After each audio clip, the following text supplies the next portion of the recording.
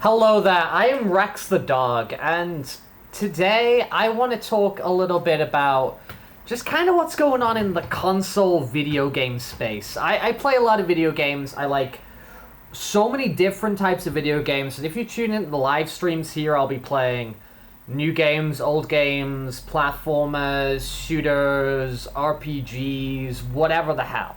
I play a really wide spectrum of things, and I'm primarily a console gamer, right? I'll pick up consoles and I'll play them. I have no sort of brand loyalty. So I don't really have a horse in this race, you know what I mean? But I just think it's kind of interesting what's going on at the moment. And I think this generation has kind of sucked, if we're being real. I'm not going to say anything new here, right? Nothing that anybody else hasn't really said, but the inflating cost of AAA games has resulted in these like crazy long production timelines where you you look at something like, let's look at the PlayStation. I think a PlayStation is a really good one to talk about. Now I love my PS5. I play my PS5 every day, but it's, if I'm comparing that like sort of like to like with any PlayStation, other console, it kind of like this sort of stage in its life cycle, it really does not match up. There is not a lot of exclusive games, not a lot of games in general, right? And the games that you do get are very few and far between. I mean, let's compare it to let's look at some of that first party studios, all right? Let's look at Sucker Punch, right? You look at Sucker Punch's efforts on the PS3, and you were getting multiple Infamous games, you were getting a Sly Cooper game, and what have we got on the PS5? We're just getting announced on a really embarrassing state of play, a Ghost of Tsushima sequel. We look at Naughty Dog. On the PS3, you got a full Uncharted trilogy, and you got The Last of Us. And what have you got on PS5? Nothing yet, and nothing even announced, just constantly remastering The Last of Us over and over. So the pipeline of getting these games is so slow, and they come out and they are still of pretty good quality, but they were of pretty good quality back then. And these things don't need to be this crazy level of fidelity.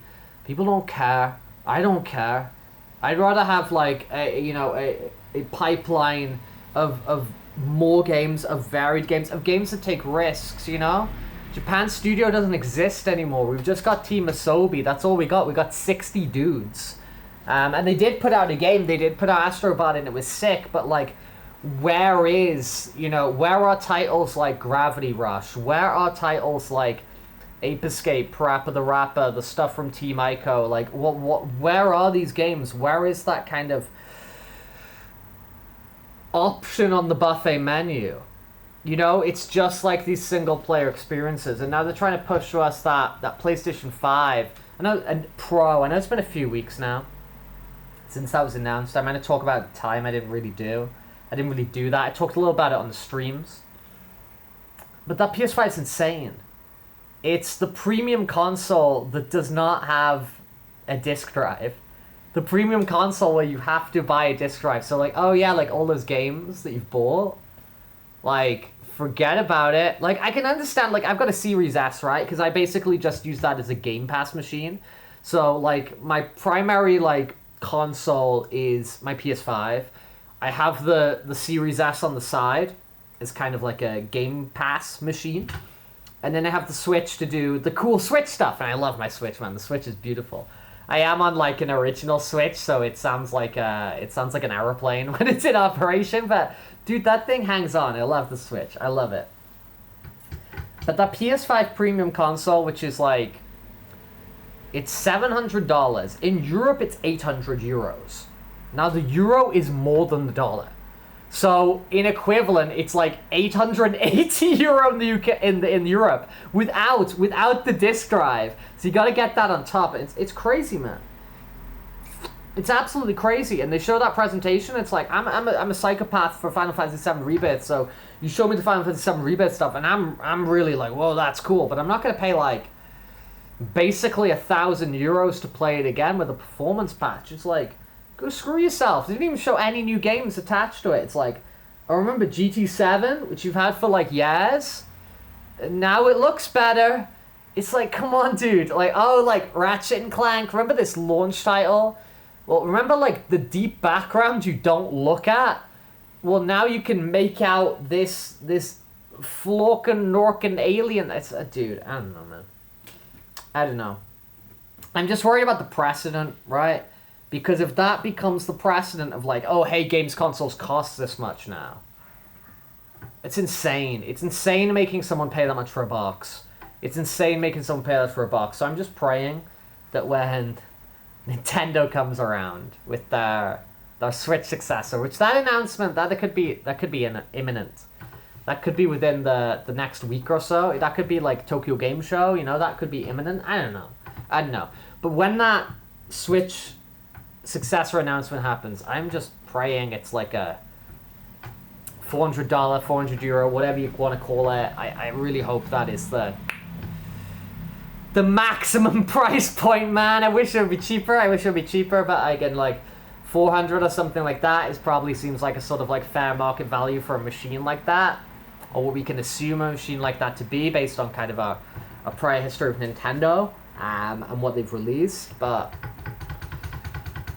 if they all start matching up and go, hey, this is how much consoles cost now, then this is how much consoles cost now, and no, man. Are they like, if the PS5 Pro's that much money, is that how much money the PS6 is gonna be? Is the PS6 gonna be more? That's absurd, man. It's absurd, man. So PlayStation, I don't know, man. I come out of that PlayStation showcase and I'm excited for like a Luna remastered, and I'm excited that they're gonna upload Dino Crisis from the PS1 to the PlayStation Store. You know what I mean? It's like, it's disappointing, dude. It's disappointing. But I will say, I have like the Nintendo Switch, and not until like generation, everything has just been so great on the Nintendo platform. There's been just really solid games throughout its lifespan. I'm really excited to pick up the new Zelda game, Echoes of Wisdom, later this week, which is meant to be a banger, and, you know, stream that here on the channel and eventually probably do a review video as well. I think that generation it's just been an absolute banger. I think Nintendo have kind of figured it out with their hybrid system, and I know I trust them. I got faith in them. I know people go for people like to look for patterns and curses, and people talk about Iwata being gone, and people talk about like, oh well, the GameCube was a flop, and then the Wii was successful, and then the Wii U was a flop, and then the Switch was successful. I don't buy into this stuff, man. I don't think they're going to try and reinvent the wheel here. I don't think they're going to make Wii to Wii U mistakes here. I don't think they're going to make, you know, N64 to GameCube mistakes in, like, investing in some weird-ass mini-disc. Like, you know what I mean? I don't know. I got faith in the Switch. So, the Switch successor. Just a little bit of anxiety on the price point. Because if Nintendo joined the party of going, hey, systems are expensive, with Sony already going there and not even giving us a disc drive, not even giving us a disc drive. If this is meant to be the best PlayStation ever, it should have a disc drive. And if you want to charge that much money, make it the ultimate PlayStation. It has a disc drive, and I can put any PlayStation disc in. I can play PS1, 2, 3, 4, 5, 6. I don't know, man. I don't know. But hopefully Nintendo kind of maintain the order with a reasonable price point, because it seems like Microsoft are on the way out. They keep talking as if like, oh yeah, like Xbox is just state of mind. It's the friends you made along the way. As long as you've got an Xbox account, you're playing Xbox. Like, they don't care. They want to put as much stuff on Sony. They want Game Pass on Sony, you know? They seem not super interested in the machine. So if Xbox are kind of like almost willingly taking themselves out of the market and allowing Sony to monopolize, and Sony are willing to just put crazy price points, I don't know. More people are going to go on the PC, and you might even get me on the PC more. And I love my little box connected to the TV and hanging out on the sofa, and you might even drive me away, right? And I'm Mr.